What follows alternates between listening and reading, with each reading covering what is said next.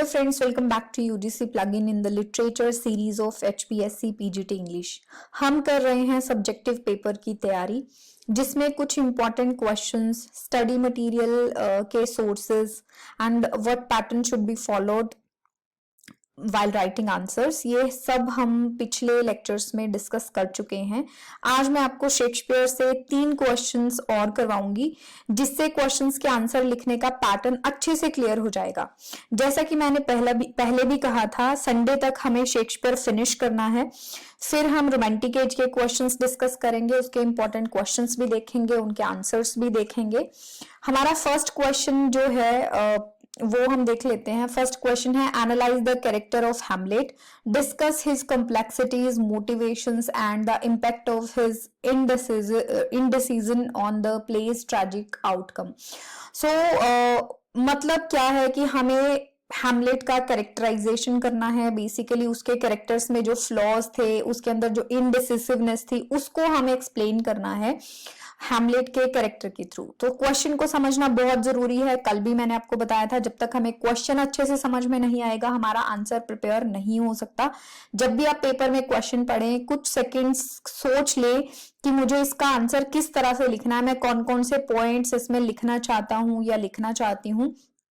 तो क्वेश्चन लिखते समय आपको ज्यादा टाइम नहीं लगेगा अगर आप शुरू में कुछ सेकंड या 1 मिनट रोक के अपने पॉइंटर्स नोट कर लेंगे कि मुझे ये पॉइंट्स इसमें इंक्लूड करने हैं। अब से सोचो, इस क्वेश्चन को हमें आंसर करना, तो हैमलेट कैसा कैरेक्टर था उसके बारे में आप सोचो। अभी मेरे साथ साथ सोचो, अपनी नोटबुक लो, पेन लो और उसमें अपने जो आपके दिमाग में पॉइंटर्स आते हैं वो लिखो।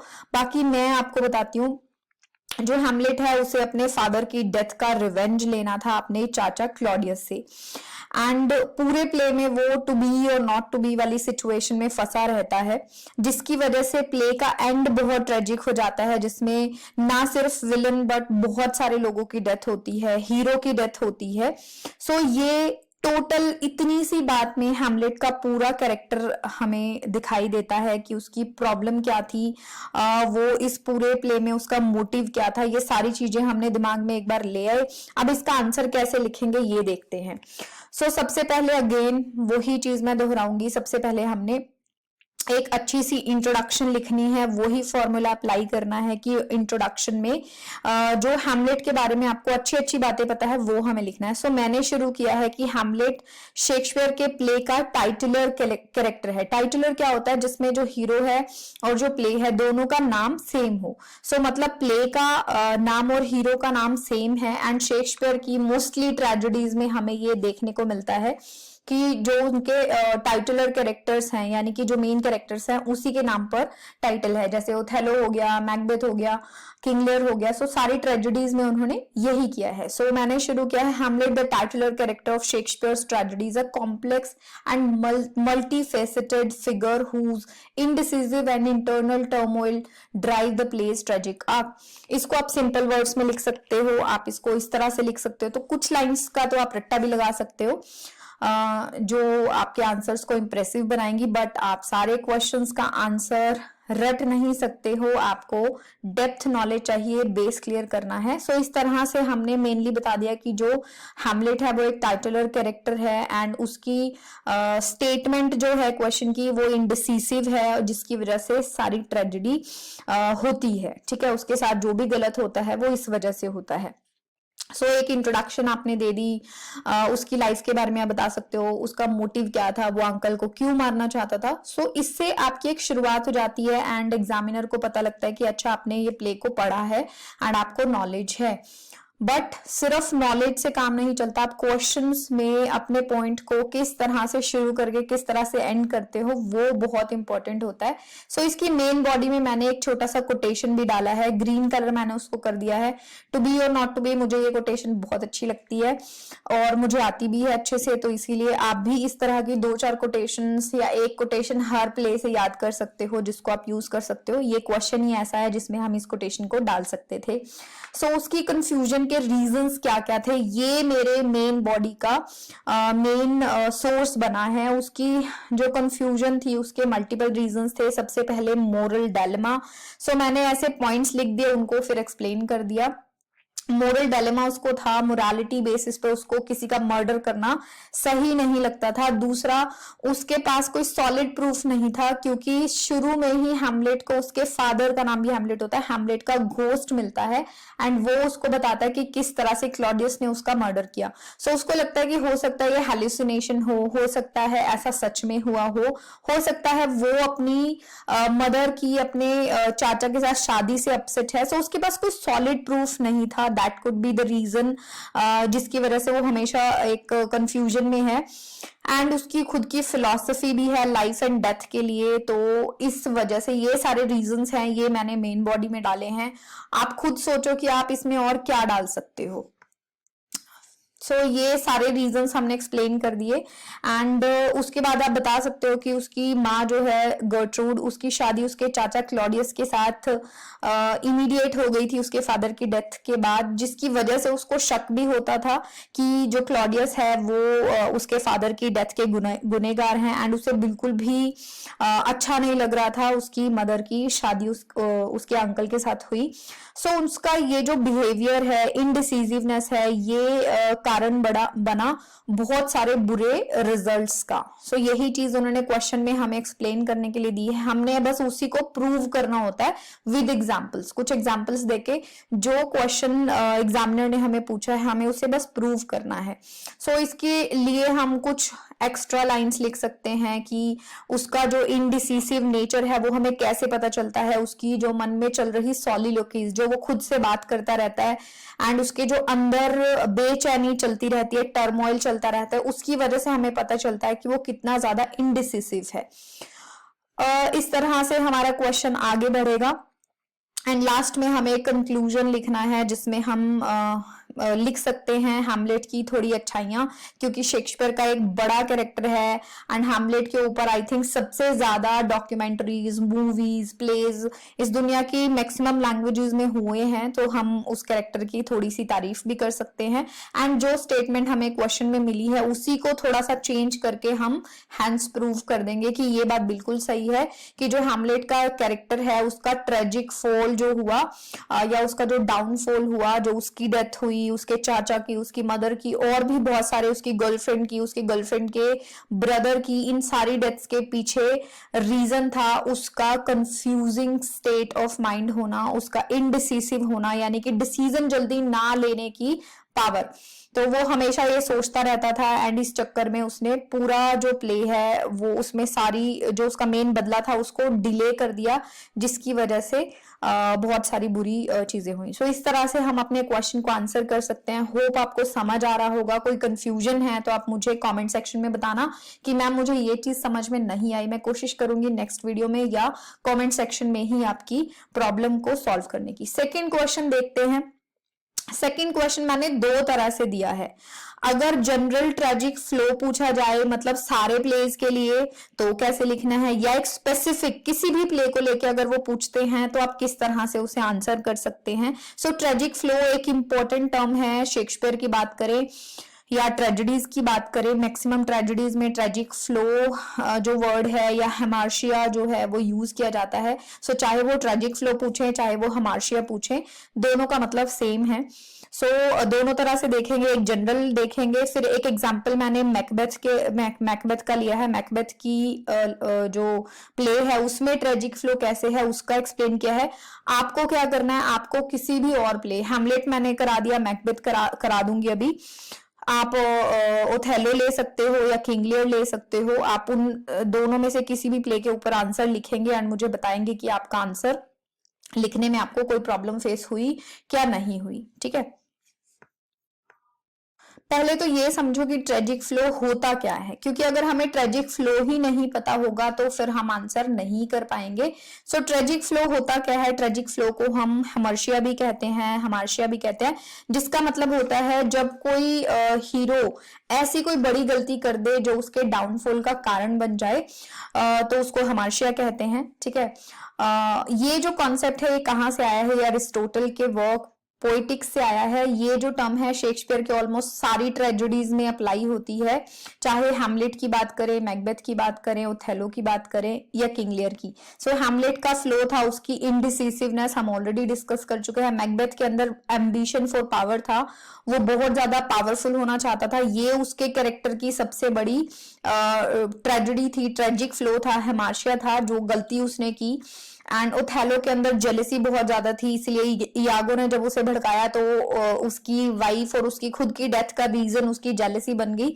एंड अगर किंग लियर आपने पढ़ा है तो किंग लियर में फ्लैटरी किंग लियर के फॉल का कारण बनता है, जब उसकी बेटी जो है गॉनरिल एंड रीगन उसको फ्लैटर करती हैं तो वो अपनी तीसरी बेटी को देश निकाला दे देता है, उसको कुछ भी नहीं देता, सो जिसके कारण उसके फॉल का कारण बनता है। सो ये हो गया ट्रेजिक फ्लो होता क्या है। सो ट्रेजिक फ्लो के बारे में आप एक इंट्रोडक्शन दे सकते हो, चाहे किसी भी प्ले में वो ट्रेजिक फ्लो या हमार्शिया के बारे में पूछे तो ये सेम इंट्रोडक्शन आप चिपका सकते हो वहां पर। अरिस्टोटल के बारे में आप बता सकते हो, 330 बीसी ग्रीक क्रिटिक है अरिस्टोटल, एक फेमस ग्रीक क्रिटिसिज्म अगर आपने पढ़ा है तो इनकी डिटेल्स आपने पढ़ी होंगी। एंड शेक्सपियर की सारी ट्रेजेडीज में ये अप्लाई होता है। सो ये हमारी बेसिक इंट्रोडक्शन बन गई, जिसमें हम कह सकते हैं कि शेक्सपियर को जो हमार्शिया है उसको यूज करना अच्छा लगता है, अपने प्लेज में वो यूज करते हैं, क्योंकि इससे हमें हीरो के डाउनफॉल की चीज समझ में आती है एंड हमारे अंदर उसके लिए एक पिटी जो है वो हमारे अंदर इमोशन क्रिएट होता है। सो अब इसकी मेन बॉडी में हम क्या लिखेंगे, मेन बॉडी में जो पहला क्वेश्चन हम कर रहे हैं जिसमें हम जनरल बात कर रहे हैं तो हम सारे ही प्लेज के एग्जांपल्स दे देंगे कि हैमलेट के अंदर भी जो है ट्रेजिक फ्लो है जो कि उसकी इंडिसिसिवनेस है, फिर हम ओथेलो का एग्जांपल दे देंगे, मैकबेथ का एग्जांपल दे देंगे, किंग लियर का, जितने उस टाइम पे आपको याद रहे आप उनका एग्जांपल दे सकते हो। सिर्फ एक लाइन में आपको या 2 लाइन में आपको एक प्ले के अंदर ट्रेजिक फ्लो कैसे हुआ वो एक्सप्लेन करना है। अगर आप पूरी स्टोरी पढ़ रहे हैं तो आप सब प्लेज में से 2 लाइन तो लिख ही सकते हैं, मैं इतना एक्सपेक्ट करके चल रही हूँ। एंड लास्ट में हमें एक कंक्लूजन देना है। कंक्लूजन में आप लिख सकते हो कि शेक्सपियर जो है उसके अंदर ट्रेजिक फ्लोज हमें दिखाई देते हैं, उसके मतलब कैरेक्टर्स के अंदर जो कि कॉम्प्लेक्सिटीज ऑफ ह्यूमन कंडीशन की बात करते हैं। सो इस तरह से आप कोई भी सिंपल सा एक कंक्लूजन लिख सकते हो जो आपकी बात को प्रूव करे कि जो आपने जो बोला है वो बिल्कुल सच है, आप इस चीज से अग्री करते हो। थर्ड, अगर हम बात करें कि explore the concept of tragic flaw in Shakespearean tragedy, same question है बट हम सिर्फ एक प्ले के पॉइंट ऑफ व्यू से ट्रेजिक फ्लो को देखेंगे कि उसको कैसे एक्सप्लेन कर सकते हैं। Discuss how this concept is exemplified in the character of Macbeth, यानी कि मैकबेथ के थ्रू आप इस स्टेटमेंट को कैसे प्रूव करते हो। सो सेम इंट्रोडक्शन जो हमने पिछले क्वेश्चन की लिखी थी आप एज इट इज इसमें लिख सकते हो, बाद में आप इसमें इवन अगर आपको कुछ और समझ नहीं आ रहा तो आप छोटा छोटा एक ही लाइन में सारे प्लेस के नाम लिख के बता सकते हो कि ये ट्रेजिक फ्लो इन सारे प्लेस में है। एंड फिर उसके बाद आप मैकबेथ की बात करोगे कि मैकबेथ के अंदर भी एक ट्रेजिक फ्लो है, वो है उसका एम्बिशन। एंड फिर उसके बाद आपको क्या करना है, उसके बाद हमें प्रूव करना है विद एग्जांपल्स कि उसमें ट्रेजिक फ्लो कैसे है। सो सबसे पहले हम बताएंगे कि जो मैकबेथ है वो शुरू में एक अच्छा इंसान है, एक अच्छा नोबल वॉरियर है जो कि अपने देश की सेवा या अपनी नौकरी को पूरी ईमानदारी से करता है। एंड जब उसे 3 विचेस की प्रोफेसीज पता चलती हैं तो उसके अंदर एम्बिशन का जन्म होता है, जिसके चलते वो गलत डिसीजंस लेता है एंड वायलेंस के रास्ते पर चल पड़ता है। सो ये हमने स्टोरी में से कुछ एग्जांपल्स ले लिए, स्टोरी हमने थोड़ी सी बता दी कि किस तरह से वो अपनी वाइफ के साथ मिलके वायलेंट हो जाता है एंड किंग डंकन का मर्डर प्लान करता है ताकि उसको राजा की गद्दी मिल सके।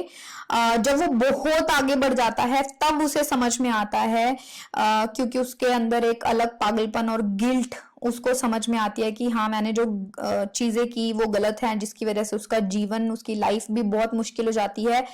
इस एम्बिशन की वजह से हमें लास्ट में क्या पता चलता है कि वो अपनी वाइफ को, अपने मन की शांति को एंड लास्ट में वो खुद की लाइफ को भी खो बैठता है। सो उसके एम्बिशन की वजह से, उसकी ट्रेजिक फ्लो की वजह से उसको क्या क्या देखना पड़ा, उसकी वजह से ट्रेजेडी कैसे आगे बढ़ी, विद एग्जाम्पल्स हमने इस चीज को एक्सप्लेन कर दिया कि अगर उसने अपने एम्बिशन को शुरू में ही चेक कर लिया होता कि उसको सब कुछ मिल तो रहा है, उसने अच्छा काम किया तो वो थेन ऑफ कॉर्डर बन गया एंड धीरे धीरे उसको सब कुछ अच्छा लाइफ में मिल ही जाएगा, बट उसको वो सारी चीजें पाने की जल्दी थी, एम्बिशन के कारण उसने अपनी लाइफ में मोरालिटी को चेक नहीं किया एंड गलत रास्ते पर चल पड़ा। सो इस तरह से हम इसको जो है इसकी मेन बॉडी को एक्सप्लेन करेंगे, लास्ट में कंक्लूड करेंगे कि ट्रेजिक फ्लो से शेक्सपियर एक मोरल लेसन देना चाहते हैं, ह्यूमैनिटी को ये बताना चाहते हैं कि जो ट्रेजिक फ्लोज हैं वो किस तरह के होते हैं सारी ट्रेजेडीज के थ्रू, कि फ्लैटरी से बचो, आप इनडिसिसिव सिचुएशन से बचो, आप जेलसी से बचो, आप पावर के एम्बिशन से बचो। सो ये जो सारे ट्रेजेडीज हैं उसके ट्रेजिक फ्लो के थ्रू ही ह्यूमन बींग्स को एक लेसन शेक्सपियर दे पा रहे हैं। सो यहाँ पर हमारे जो हैं तीनों क्वेश्चंस हो कंप्लीट हो जाते हैं। होप आज आपके काफी डाउट्स क्लियर हो गए होंगे कि अगर किसी भी तरह का क्वेश्चन आता है तो उसको हम किस तरह से स्टोरी के बेसिस पर एक्सप्लेन कर सकते हैं। बस थोड़ी सी टर्म्स आपको पता होनी चाहिए, अगर वो टर्म्स नहीं पता है तो स्टोरी भी आपको कोई हेल्प नहीं करेगी। बट स्टोरी पढ़ना सारे प्लेस की इसीलिए जरूरी है क्योंकि हर क्वेश्चन में हमें आखिरकार लिखनी तो स्टोरी ही है। तो अगर स्टोरी आएगी, टर्म्स आएंगी, तो हम उसको किसी भी तरह से सिंपल, डिफिकल्ट, जैसी लैंग्वेज आपको आती है उसको आप एक्सप्लेन कर सकते हो। पैटर्न मैंने ऑलरेडी आपको दे दिया। अब बारी आती है कि ये पीडीएफ्स आपको कहाँ से मिल सकती हैं। तो अगर आपको ये पीडीएफ्स चाहिए तो आप हमारी एप्लीकेशन डाउनलोड कर सकते हो। हमारी एप्लीकेशन का नाम है यूजीसी प्लगइन, जिसका लिंक मैं डिस्क्रिप्शन बॉक्स में भी आपके लिए दे दूंगी। ठीक है, वहां से आप हमारी एप्लीकेशन प्ले स्टोर पे जाएंगे, यूजीसी प्लगइन के नाम से एक बुक के ऊपर ग्रीन कलर की एक हैंड का सिंबल है हमारा, आपको दिखा भी होगा, हमारे यूट्यूब चैनल के लोगो में भी है। तो उस लोगो की ऐप है, आप उसको वहां से डाउनलोड करो। And HPSC PGT English subjective के नाम से एक कोर्स है, आप उसको ले सकते हो।